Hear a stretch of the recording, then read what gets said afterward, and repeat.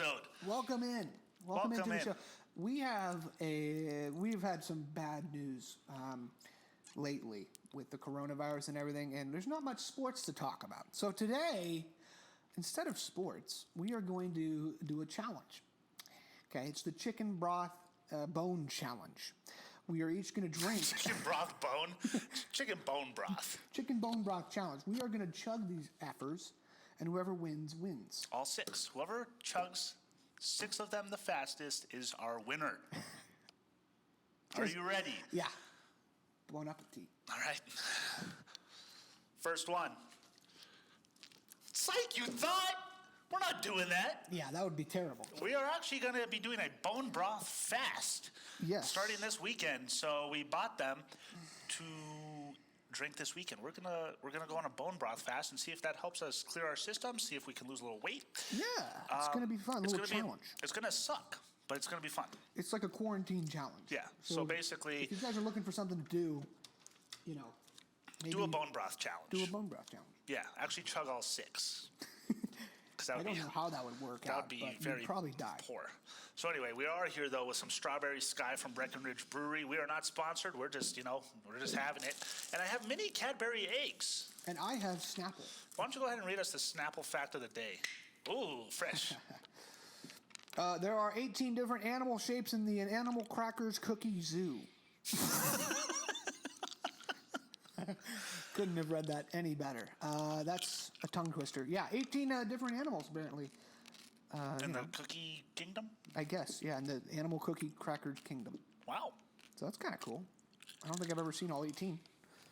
So maybe that's my lifelong goal. That's my lifelong goal now.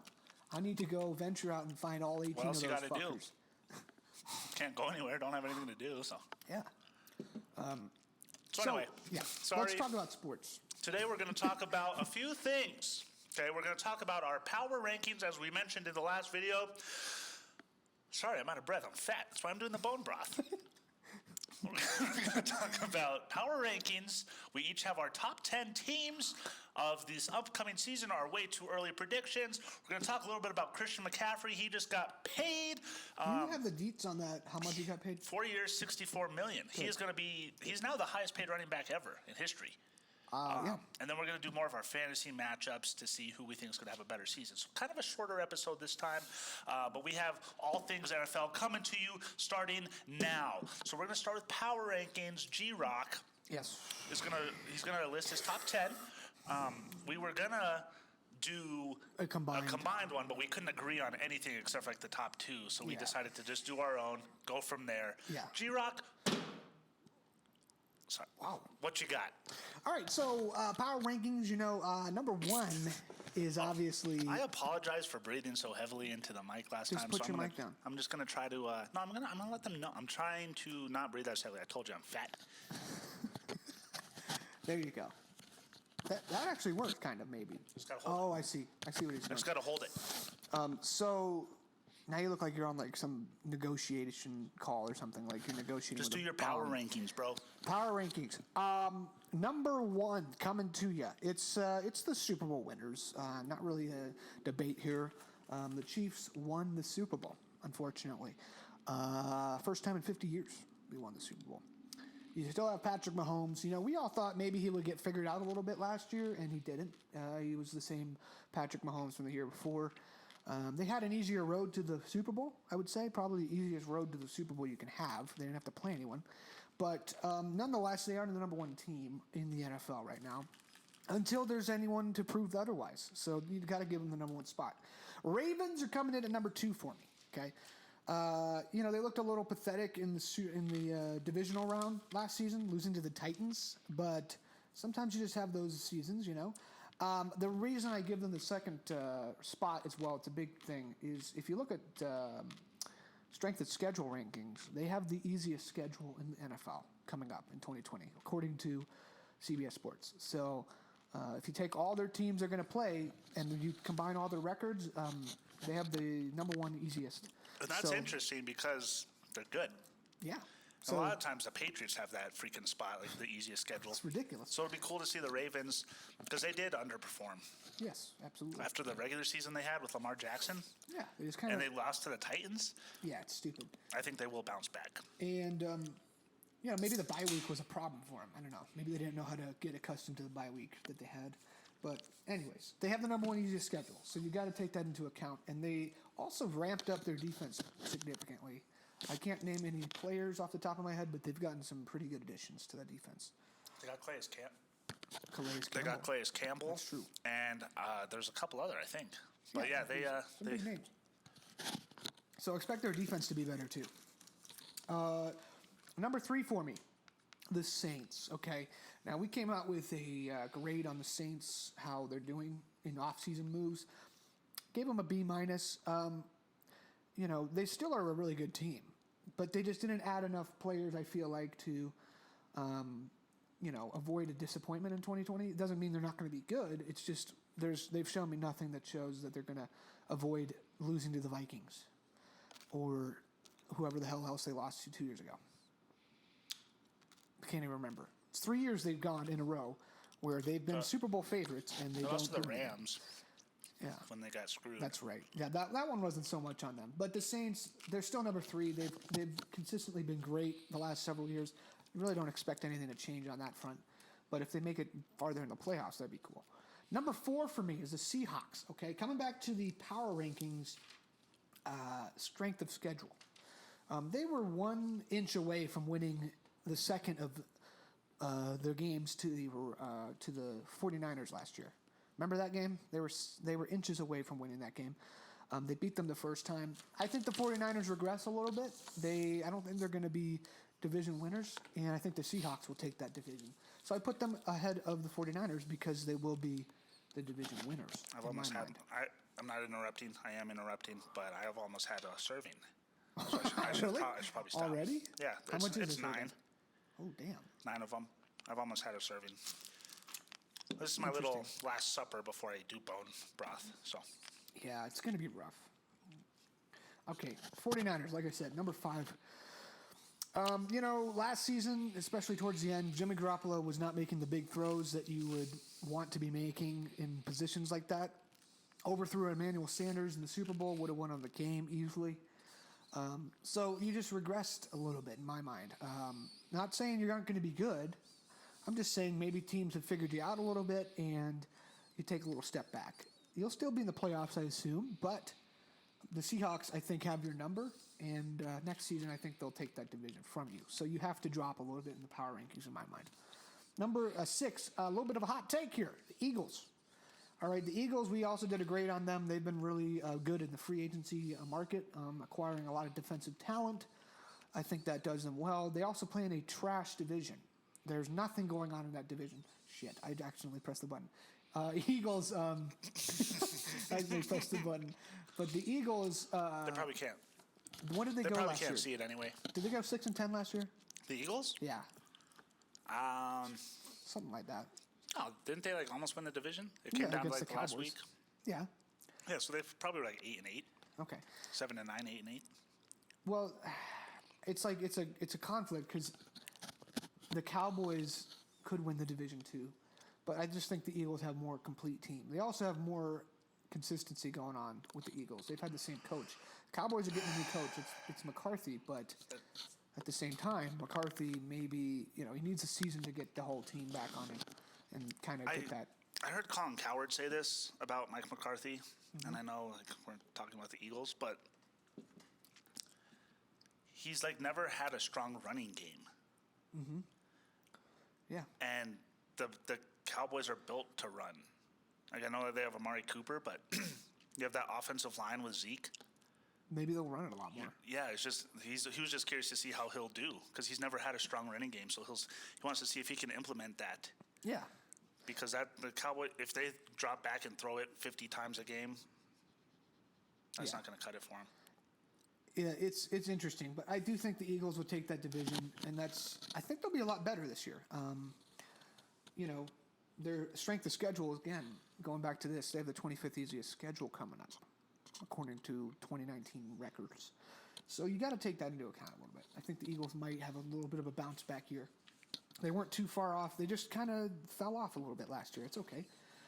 Number 7, as you can tell, is the Packers. I would not put them in the power rankings, but because they went 12-3 and they're 13-3, they're still really good.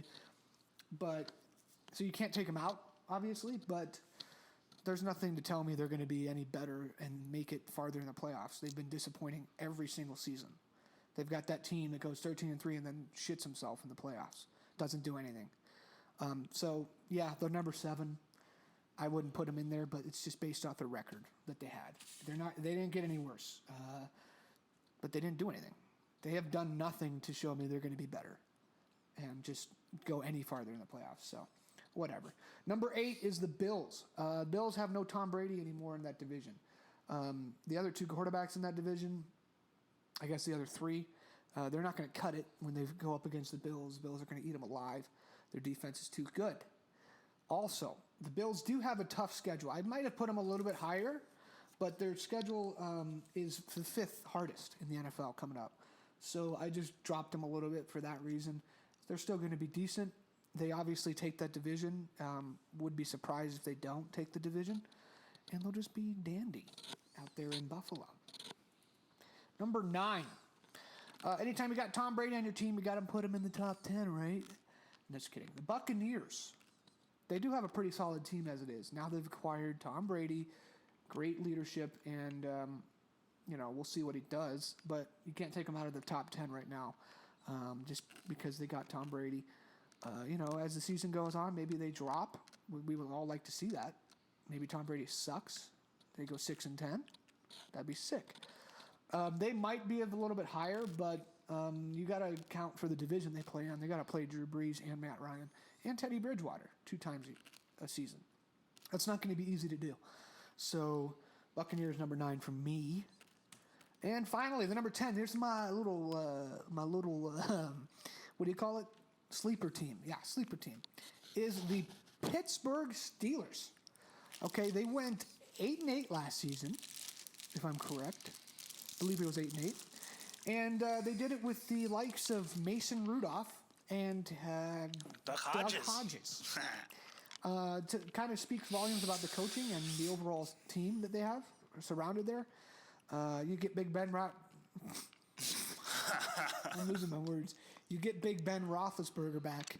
I think they obviously get better by a lot. And I Have think you seen him? Yeah, he looks like a homeless man. Quarantine has gotten the best of him. He's looking rough. So He that's let my top himself 10. go. Oh, also the Steelers. Back to the strength of schedule. They have the 31st easiest schedule. Expect them to have a bounce back year, and they'll crack the top 10 in every type of power ranking. The 31st easiest? Yeah. Second easiest. Yeah, I guess you could say that too. The second easiest schedule in the National Football League. So, cheers Is that to it, Adam Schefter? Mm-hmm. Wow, that is good. Hot It's got a damn. little strawberry aftertaste. I'm waiting for it. All right, you go ahead. Chiefs. Okay. That takes my number 1. Chief, guy. My number 1 spot. I don't think there's much debate as of right now that is the top team in the NFL coming off the Super Bowl. They are returning 20 of 22 starters. Yeah. You have to put him there. Pat Mahomes, I hate to say it, as long as you have him, you'll probably field a pretty good team. Yeah, get that out of the way. Number 2, I'm going to go with the Baltimore Ravens. Okay, I like this team. I don't like Lamar Jackson as my quarterback. I think teams will figure him out. But as of right now, he's dominant, taking the league by storm. The Ravens, as you mentioned, defensive additions. Yeah. They're going to be back up at the top again. We'll see if they cannot lose to the Titans. What do you think about their defense? They have a pretty solid defense, it looks like now. I just said that. Did you? Yeah, I said strong defensive additions. Okay. All right. I'm not basing any of this off of strength of schedule because it's dumb. At this point, in my opinion. Okay, that's your opinion. But 'Cause so when much I'm has right, changed. When I'm right and all my power rankings are right, you can come talk. So much has changed from I know, last yeah. season. So to go off of their records, it's like I know, that's but not that it fair. is a little bit Because of there's an always teams that are advantage. sleepers. That's true. that just come out of nowhere. So It just helps me pick a little bit more. number 3, we're going to go with the San Francisco 49ers. Now, My apologies. nice. Cheers to that. Hey, Strawberry Sky. The 49ers, Yes. while they lost DeForest Buckner, Big hit. they have 2 first-round picks, I think, this draft. I'm pretty sure they have 2 first-round picks this draft. It is So big. that's a chance to bulk up that defense and replace him. They did lose Emmanuel Sanders, so I don't know what they're doing on the receiver front. Deebo Samuel's a stud. Other than that, I'm not quite sure, but I like them to be back probably in the NFC Championship game. What do you think about them getting CeeDee Lamb? CD Lamb. CeeDee Lamb. That would help. They need another receiver, so I don't care who it is. Anyway, number 4, we're gonna go with the New Orleans Saints. They underperform every year, as you mentioned. They'll be Years in a back. row. Yeah. Saints 49ers NFC Championship game You're marking it right now? right now. All right. They got Emmanuel Sanders. They lost him. They got him. All right. That's crazy. Oh, yeah. That's a big thing. What do you think Emmanuel Sanders does for them? He's on the back end of his career, but he'll be helpful with Drew Brees in that offense. Yeah, he'll So- take a little pressure off Michael Thomas for sure. Yeah, that's a nice little 1-2 punch. Yeah. Seahawks come in at number 5. That's 5, right? What? 5. I think as long as you have Russell Wilson, you can compete because he never really has pieces around him. It seems like his top receiver, like a couple years ago, was like freaking David Moore. Now it's Tyler Lockett. Yeah. So Russell Wilson just gets it done. I love Russell Wilson, honestly. Like, Except in the except for fantasy Super Bowl playoffs. 48, and when he got me 8 points? 10 10 points. in my fantasy football playoff when I lost by 5.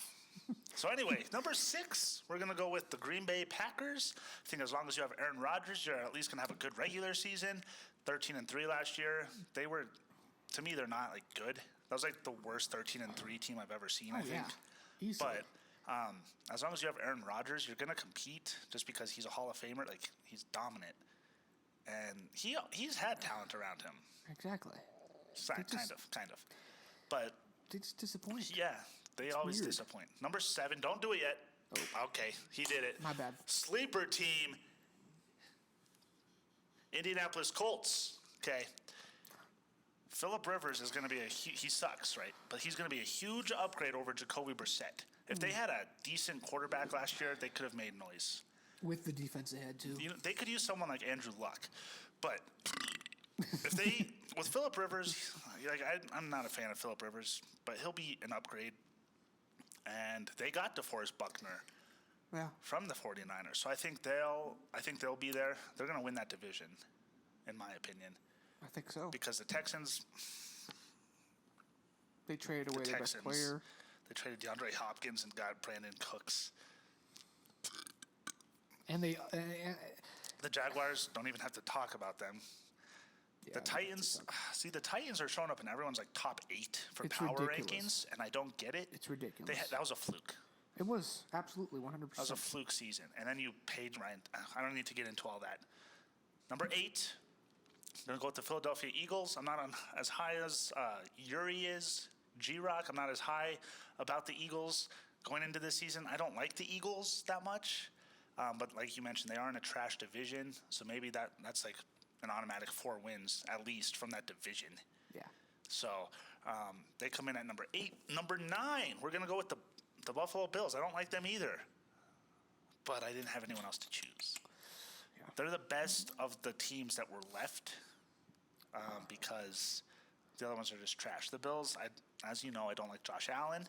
I think you made that abundantly clear. So I don't like the Bills. They did get Stephon Diggs, which is pretty cool. But I think they'll win that division. Yeah. So we've got to put them up there, division winner.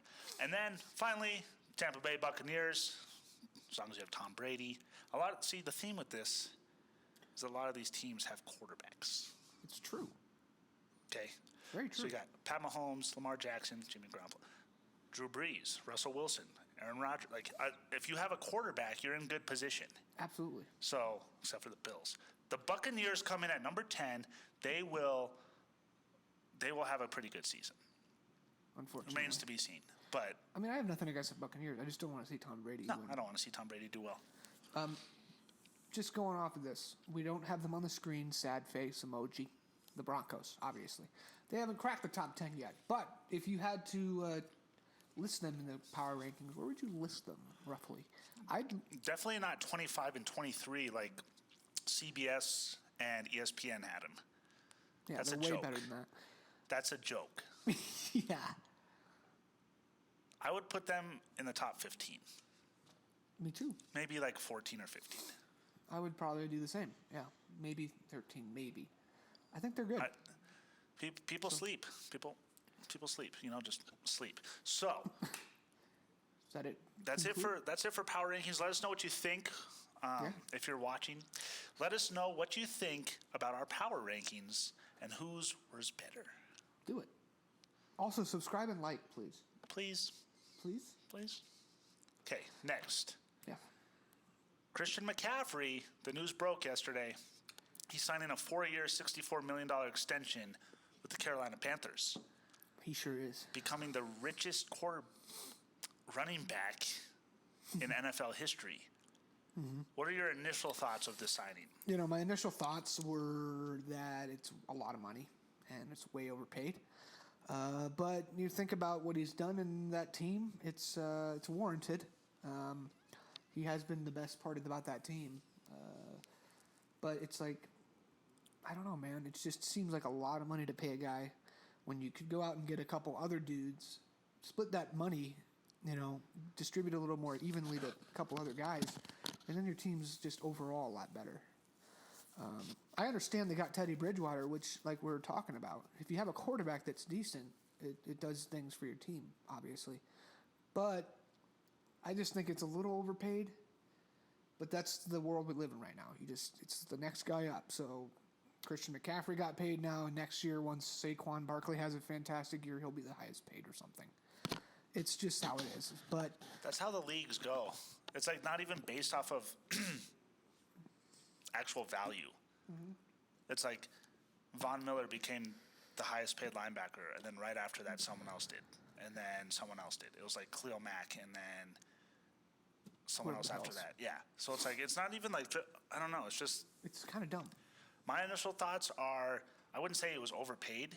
Like he did, I feel like he deserved every cent of that. But did the Panthers not learn that you don't pay running backs? You just don't, because while you're not going to find a Christian McCaffrey in every draft, running backs, like you can find running backs if you need running backs. Yeah. Their shelf life is so limited that I would never spend big on a running back. I don't know, man. He's also like the only guy. He's the only guy getting the rock on that team last season. He was the only dude doing anything with it. And that how much of that is just because he's the guy literally getting the ball every time they play an offensive down. How much is that? He's pretty freaking talented. We'll see. Last season, he rushed see if he for can keep it up. 1,400 yards. Okay.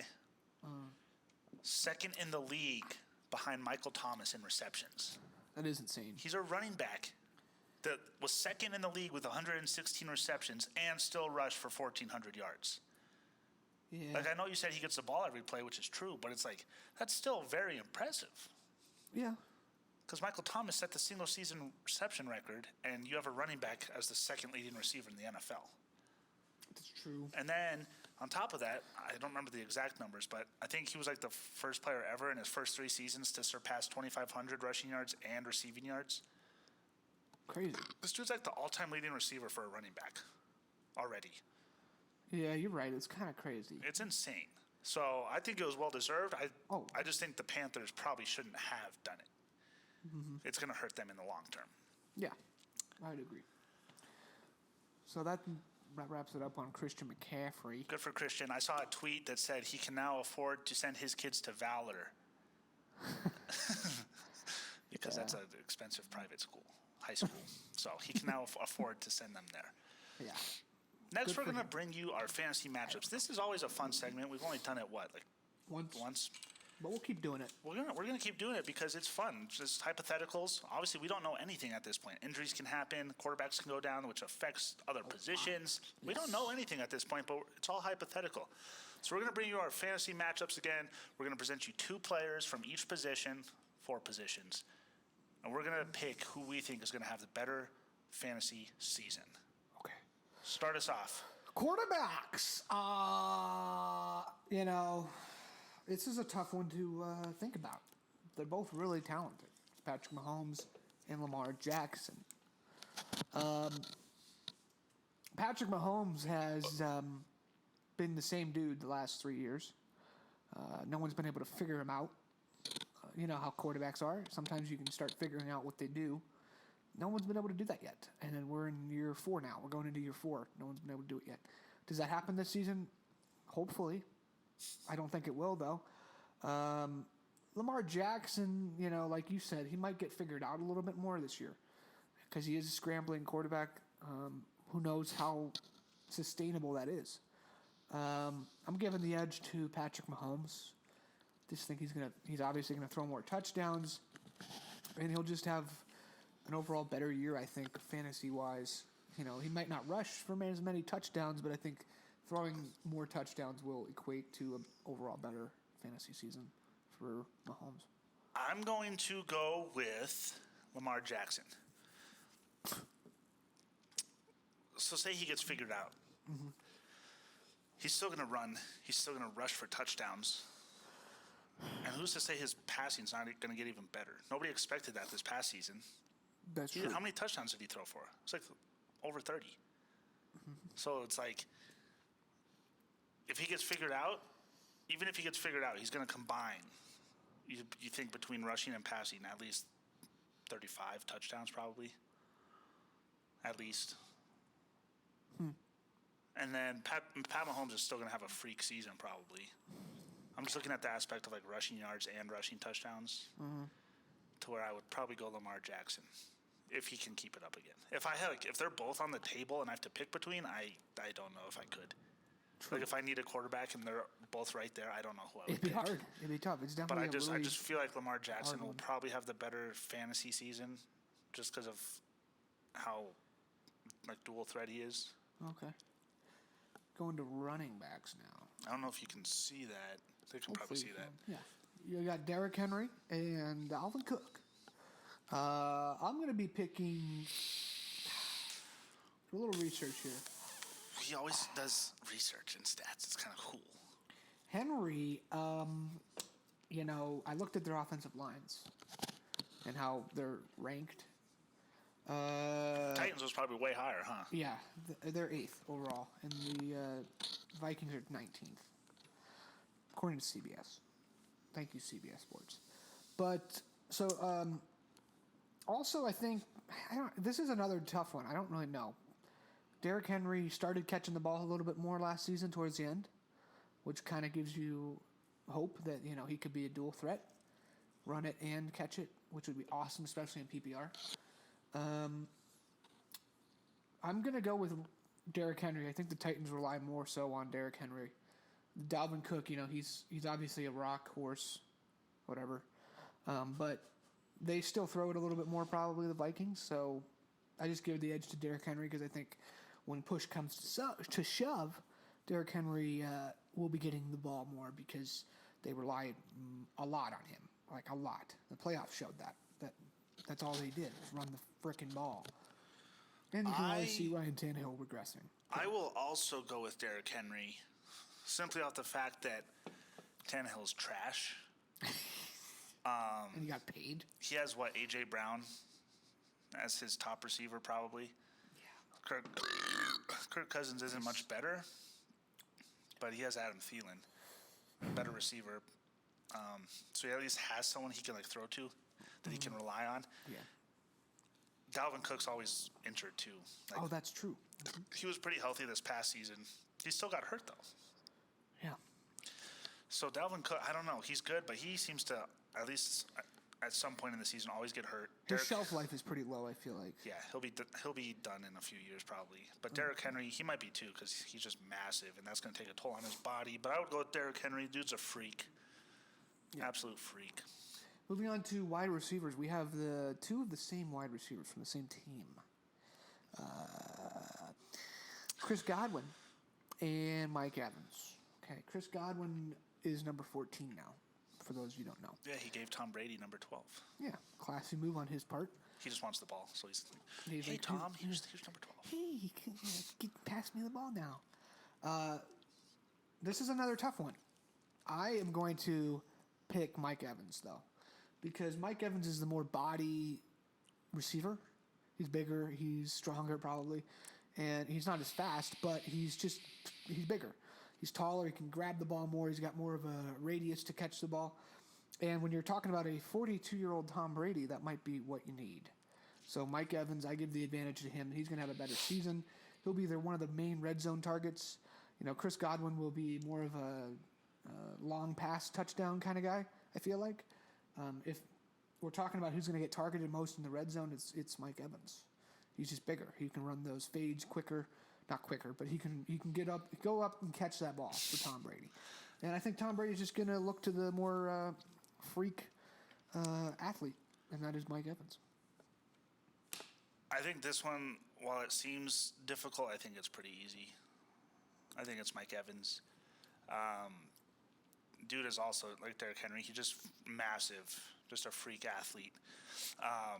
Chris Godwin's a nice compliment to him, but Mike Evans is the guy, especially with Tom Brady. Like when you think of Tom Brady and like the receivers he's had, no one really comes. Like he had Randy Moss, and Randy Moss went off.